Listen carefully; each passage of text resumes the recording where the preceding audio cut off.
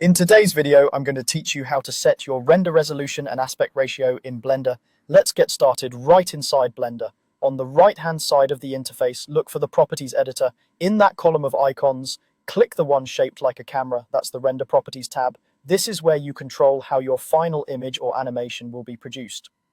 Near the top of this panel, you'll find a section called Dimensions. Inside Dimensions is the resolution area, which is the heart of today's setup. These values determine the exact pixel size of your output, so it's crucial to set them correctly before you commit to rendering. You'll see two fields labeled X and Y. Think of X as the width in pixels and Y as the height in pixels. For example, 1920 by 1080 is a standard Full HD landscape resolution. If you're creating something square, you might set both X and Y to the same number, like 1080 by 1080. And if your project is vertical, you could flip those values to something like 1080 by 1920. Choose values that match the platform or delivery requirement you're targeting, so your final render looks crisp and correctly sized. Just below X and Y, there's a percentage scale. This doesn't change the base resolution you set, it simply scales the render size for the actual output. At 100%, Blender renders at full resolution.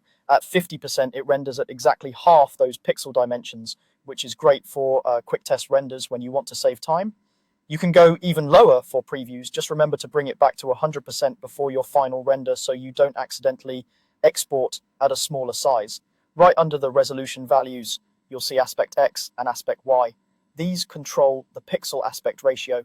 For almost all modern projects, leave these at 1:1. That means each pixel is perfectly square, which is the standard for most screens and platforms. Only change these if you specifically need non-square pixels for a specialized pipeline or legacy format. If you don't know you need it, you don't need it. Keeping both at 1 ensures your image won't look stretched or squashed. Before you move on, double check that your X and Y match your intended output, your percentage is appropriate for your current stage, and your aspect is 1:1. With these settings dialed in, you're set up for clean, predictable renders every time.